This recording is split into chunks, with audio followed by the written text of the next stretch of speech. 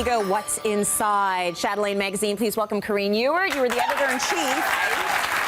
I am loving the articles in here. So I know people love the food, and I know the fashion is awesome, but there are some great nuggets of information that I think we could all take with us, especially when it comes to friendships. It's an important part of our lives and enriches us in ways that I think we can't even understand how important it is. But it can be hard to find a friend when you're in your 40s, 50s, 60s, you're not in school anymore, you're not starting out in the workplace. Right. It's tough, and you've got an article about that. We do. So a few months ago, I wrote about the fact that I kind of took stock of my life and realized that I had put my girlfriends, my core group of friends, kind of at the bottom of my priority list because we get so busy with our lives, our work, our children, our husbands.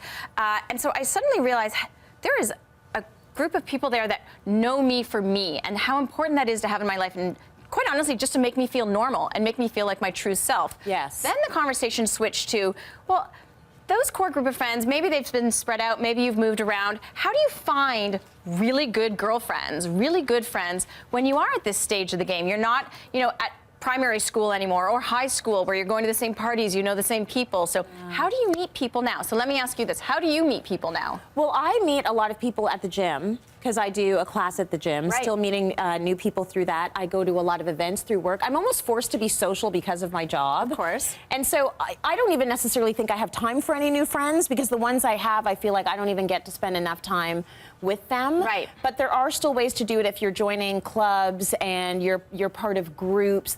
You might make a connection. Well, and I think that at different stages of our adulthood, you make friends differently as well. I know that when my children were starting school, for example, I was hanging out at the playground a little bit more. They were having play dates, so I was meeting some of the parents of their friends and forming groups that way, which I think, a network, as you know, it takes a village. You need that network around you, especially when your children are younger. How about a dating service? Well, that's just one of the articles that we happen to have in this month's issue. There are these services now that you can sign up. Same way you wanted to meet maybe the future love of your life, you can meet the future BFF of your life. So we sent a writer out there to try out these dates, and she had some really great positive experiences. Yeah, I think that is awesome. Why not do that? Why not go out there and be active about finding friends? It's one of those things that is going to add so much pleasure and joy to your life.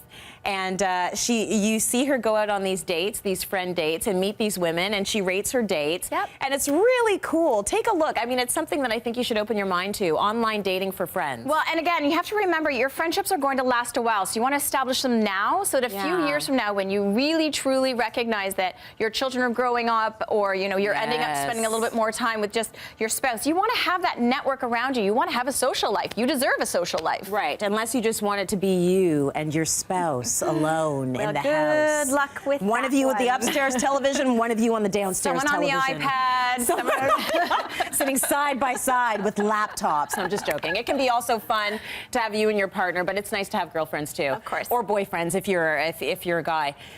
There's something else that came up in this edition, and it's the shame game. And man, I read this article and I had goosebumps.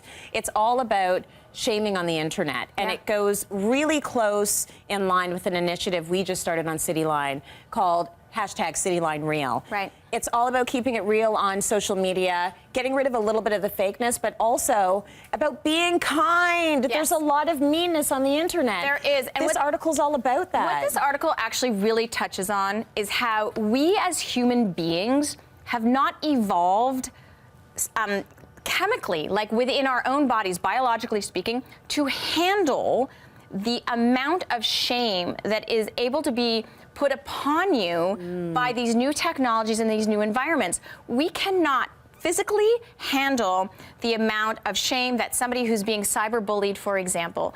Our bodies don't know how to deal with it, and that's why we're seeing all of these horrible, horrible stories of these teenagers and young people who literally cannot survive some of the things that are going on. So we wanted to make sure that we did it in a really responsible way, and we talked about the fact that, it's not just how to behave and what you should and should not be doing, but recognize that we as human beings are not capable of handling that, and think about that. Think about what that means, and then of course have those conversations with those around you, and particularly your children. I mean, I have a 13-year-old daughter. She has a phone. We talk about this constantly at home. So it's just opening up the floodgates of those conversations that we all need to be having. So kudos to you guys and your hashtag. Couple of things in here. Also, the screen, being behind a screen, is actually decreasing empathy, which scares the living daylights out of me. Of course. And there's a parent here of a child who took her own life after she had scenes of an assault on herself repeatedly sent through social media.